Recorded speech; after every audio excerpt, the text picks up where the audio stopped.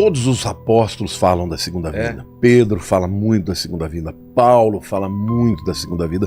João escreveu o Apocalipse. Exato.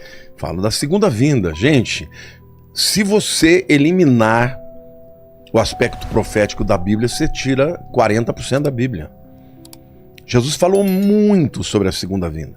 Então, é importante você explicar isso, ô Vilela. Eu acho bacana a tua pergunta, porque tem gente que fala, não, vamos falar só da salvação, porque falar da segunda vinda a gente não entende muito, não sabe quando é.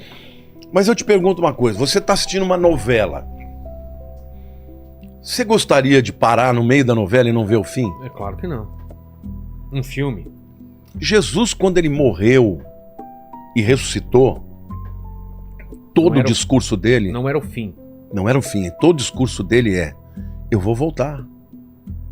E aí, não só quando ele morreu e ressuscitou, antes disso, ele já falava. Mas ali ele deixa claro que ele vai voltar. Entendeu? Lá em Mateus 24, 25, no chamado sermão profético, as últimas palavras de Jesus foi sobre a volta dele. Ele fala, assim como o relâmpago que sai do Oriente e vai para o Ocidente, assim há de ser a vinda do Filho do Homem. Ele promete que ele vai voltar. Lá em João capítulo 14, está na ceia, né? Na última ceia, você deve ter ido lá no cenáculo, lá em Jerusalém. Será? No Monte Sião, deve ter ido. Ah, sim, Monte Sião. Perto ali do túmulo de Davi, Tá. sabe? Em cima, você deve ter subido ali, né? Aquele lugar onde tradicionalmente dizem que é tanto a última ceia como o lugar onde desceu o Espírito Santo. Que era uma casa que foi emprestada por um amigo de Jesus. Ele era provavelmente um essênio. E o bairro dos essênios era ali o Monte Sião. Bom, Monte Sião. Jesus ele deixa claro que ele vai voltar. Por exemplo, lá no Monte das Oliveiras, quando ele começa a subir, os discípulos começam a ficar assim maravilhados. O anjo fala para eles, por que vocês estão assim tão maravilhados? Da mesma maneira que vocês estão vendo ele subir, ele vai descer aqui. Então está falando da volta dele. Então, Jesus, ele deixa claro que... lembrei. Obrigado, meu Deus. Porque era um argumento tão importante, ele fugiu, né? Tem que ficar um pouco mais atento, que às vezes eu estou perdendo aqui. Na última ceia, que está lá, que está expresso lá em João capítulo 14, tá aquele peso, né? Aquele peso, os discípulos estão vendo que a coisa provavelmente vai morrer. E aí ele começa um discurso lindo, ele diz assim, não se turbe o vosso coração, crede em Deus, crede também em mim. Na casa do meu pai há muitas moradas. Se assim não fora, eu não vou-lo teria dito. Eu irei, prepararei-vos lugar e voltarei para vós outros, para que onde eu estiver, vós estejais também. O que Jesus está dizendo para os discípulos? Eu estou indo embora, mas eu vou voltar. E eu vou buscar vocês para estarem comigo. Ele está falando do arrebatamento. Então, Jesus ele já começou a preparar os discípulos, porque ele estava achando que ele ia implantar o reino naquela hora. Né? No sermão de Mateus 24, eles estão primeiro lá na região do templo, né? E os discípulos olhando aquela coisa maravilhosa, e eles falaram, nossa Jesus, que construção maravilhosa, né? E Jesus falou, pois é, não vai ficar pedra sobre pedra que não seja derrubada. Ele está profetizando o que aconteceria mais ou menos uns 37 anos depois. Porque em 70 depois de Cristo vieram os romanos e destruíram o templo. Só que aí eles falam, mas como assim? Quais são os sinais que hão de ser da tua vinda? Porque ele já está ali falando para eles que ele vai embora. Aí ele começa a dar os sinais. E na hora que ele começa a dar os sinais, ele fala de sinais da natureza, ele fala de sinais geopolíticos, de guerra contra guerra, ele fala de apostasia, de engano. Cuidado, vede que ninguém vos engane, porque virão muitos em meu nome dizendo eu sou o Cristo. Entendeu? Ele começa a dar os sinais, e Vilela, sempre houve esses sinais. Algumas vezes tinham mais uns do que outros, agora está tudo acontecendo junto. Esse ano de 2023, eu nunca vi um ano igual a esse. Ah, é? Não, nunca vi um ano com tantas catástrofes que estão acontecendo. Olha, fogo em tudo quanto é lugar, no Canadá, no Havaí, gente, coisa de louco. Incêndios. Entendeu? Incêndios na Europa, falei do Canadá já, né? Terremotos em tudo quanto é lugar, cara. Enchentes aqui no Brasil, no Rio Grande do Sul, nós tivemos o que eles estão chamando de a maior catástrofe ecológica de todos os tempos no Brasil. Então, assim, nós estamos tendo assim muitos sinais que estão acontecendo e todos ao mesmo tempo. Então, tá chegando a hora. Você não pode dizer exatamente quando, porque Jesus proibiu, ninguém sabe o dia e a hora. Mas ele diz que era para você observar os tempos e as estações. E os sinais no Mar Morto? Sim, esse é maravilhoso também. No final dos tempos, o livro de Ezequiel diz que o Mar Morto, isso também é uma profecia linda, porque ele diz que o Mar Morto, ele voltaria a ter água potável, a ter água doce, inclusive peixes iam nadar nele e coisa e tal. Agora, detalhe, Ezequiel fala que a parte norte seria assim, mas a parte sul continuaria salgada. Agora, Ezequiel foi um profeta do exílio, nós estamos falando aí de 2.600 anos atrás. Naquela época, não existia a parte norte do Mar Morto. Era tudo uma coisa só. É uma coisa só. 50 anos atrás era uma coisa só. Quando é que o Mar Morto se dividiu em dois? Depois que Israel voltou para sua terra e começaram ali prosperar, muita gente, começaram a usar a água do mar da Galileia, o Mar Morto começou a secar. E na hora que ele começou a secar, ele se dividiu em dois. Hoje, inclusive, tem um canal que eles fazem entre a parte norte e a parte sul para que a parte sul não seque completamente. Mas se você olhar até na imagem do satélite, viraram dois corpos de água. E detalhe, na parte norte começaram a aparecer, veja, a água do Mar Morto está descendo cada vez mais. Então isso significa que já centenas de metros de um lado e de outro, onde havia água, não tem mais água.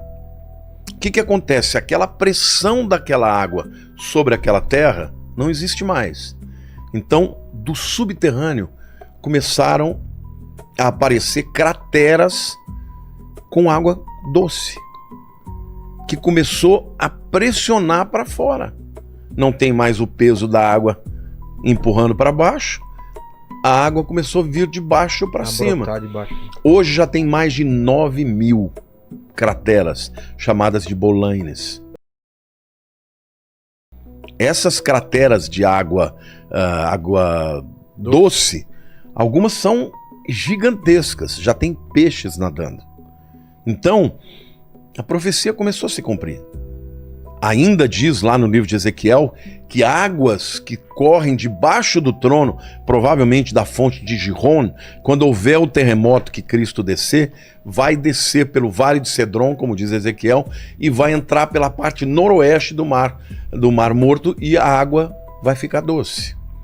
E ali vai ter nas margens vegetação, árvores. Hoje, nós estávamos agora em Israel, o ônibus parou, tinha famílias de viadinhos comendo ali, já está aparecendo vida ali num lugar que era totalmente desértico. Então, assim, as profecias começaram a dar sinal, sem contar as outras do ponto de vista geopolítico. Por exemplo, a guerra... Por exemplo, o livro de Ezequiel é lindo, né? No capítulo 36, Deus fala que vai trazer o povo de Israel de todas as nações da terra de volta para sua terra. Detalhe, ele não pode estar falando do exílio babilônico que aconteceu aí no 6º século antes de Cristo.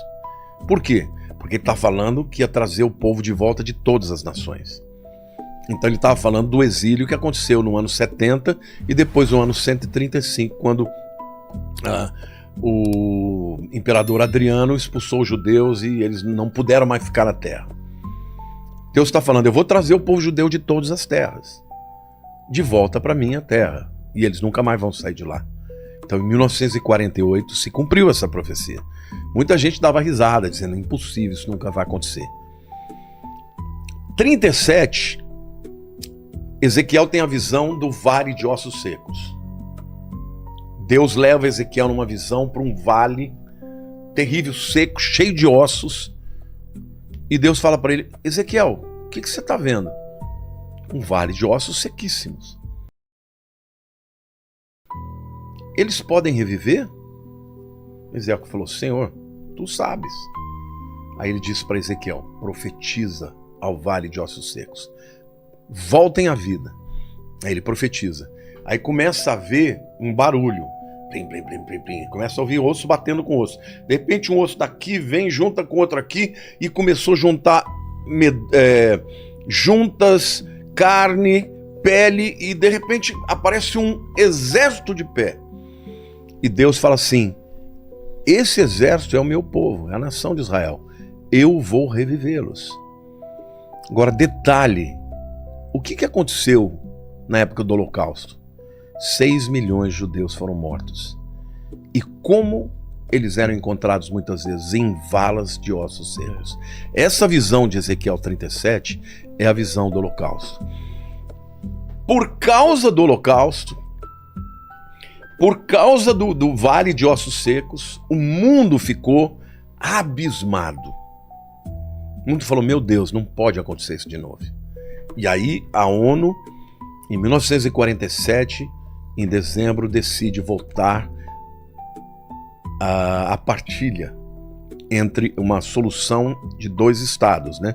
Um estado palestínico e um estado judeu. Israel aceitou e os muçulmanos não aceitaram. Mas a moção foi aprovada, inclusive com o voto de Minerva do brasileiro Oswaldo Aranha. A ONU aprovou, mas não fez acontecer. No dia 14 de maio de 1948, Davi Ben-Gurion junta uma série de pessoas, umas 300 pessoas ali na casa dele, e ele faz uma transmissão de rádio dizendo: hoje nasce Israel moderno. Como diz as escrituras, Isaías: pode uma nação nascer num dia? E Deus fala: pode. Assim será com Sião. E assim foi que aconteceu. No dia seguinte, estourou a Guerra da Independência. Uma guerra em que os judeus tinham minoria, não tinham armas, não tinham pessoas preparadas para lutar, e venceram a guerra. Em 1 ano e meio aproximadamente, eles conquistaram mais território do que eles tinham na partilha. Só que aquilo que você conquista por guerra é teu. Então Deus permitiu aquilo porque ele estava devolvendo de volta aquela terra para o povo dele. Ele prometeu em 36 que ele ia trazê-los, trouxe. No 37 ele mostra como ele ia trazê-lo, depois de um holocausto, vales de ossos secos. Quando o mundo fala: não, esse povo não pode mais nada. E Deus fala: esse é o meu povo e eu vou revivê-los. Cara, você foi para Israel. É extraordinário, é uma nação inigualável. Inigualável, tudo aquilo que você vê no deserto, sabe, florescendo, plantações. Tem profecia dizendo que o deserto iria florescer. Agora, não, mas isso foi o homem, irrigação gota a gota. Não interessa, Deus disse que ia acontecer, aconteceu.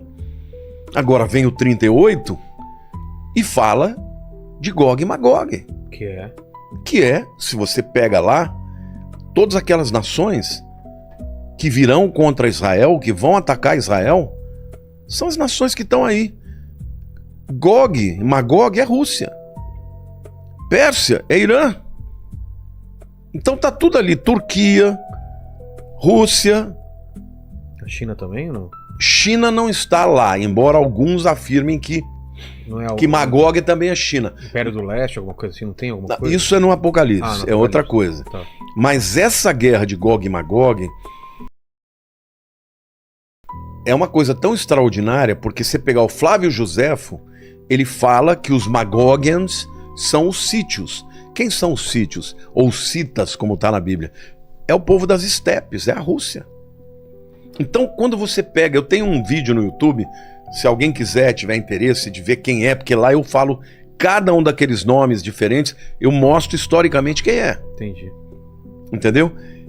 Todas as nações que estão lá e que a Bíblia diz que vão invadir Israel são aliadas hoje. E contra Israel. Agora, detalhe, Vilela. Detalhe. No tempo em que Ezequiel escreveu, quem foi o povo que permitiu que Israel voltasse da Babilônia? Foram os persas. Ciro, o grande Ciro, imperador persa, foi ele que destruiu a Babilônia e foi ele que permitiu que o povo judeu voltasse. Então ele é um grande aliado. Só que esse Ezequiel, quando ele profetiza para o que vai acontecer no futuro, ele diz que os persas serão inimigos. E quem é o maior inimigo hoje do Irã? Desculpe, de Israel. Irã. É o Irã, não tem outro inimigo. Agora, alguém vai dizer, não, mas hoje o Putin está fazendo acordo com Israel. Agora, tem até um amigo que é judeu, né, que um colega, nem o conheço pessoalmente, mas é uma pessoa que me segue, diz que gosta muito de mim. Um dia ele me questionou. Ele falou, escuta, mas o Putin está fazendo acordo com Israel, tá tendo uma boa relação. Eu falei, meu amigo, não estou dizendo que é o Putin, eu sei quando vai ser. Eu só estou dizendo que em algum momento você pode ter certeza que a Rússia vai se voltar contra Israel e vai invadir, juntamente com todas essas nações. Aí eu até falei, assista o meu vídeo que você vai ver. Aí ele, não sei se assistiu, mas ele falou que iria ver. Então, assim, o que eu vejo do ponto de vista futurístico para Israel, eu vejo um momento em que Israel está se tornando cada vez mais, eu não diria indefeso, porque Israel é muito poderoso, né? Israel tem tecnologia, eu acredito que tem bomba atômica, eles não dizem que tem, mas todo mundo sabe que tem, né? Mas eu acredito que esse apoio econômico, esse apoio incondicional que os americanos dão para Israel, um dia vai fraquejar. Porque quem vai dar a vitória para Israel, segundo Ezequiel 38, é o próprio Deus. E vai ser uma vitória cachapante, vai ser uma vitória extraordinária. Mas isso tudo está no futuro. Agora, o que vai acontecer com o mundo em relação à vinda de Jesus? O próximo evento que virá é o arrebatamento da igreja.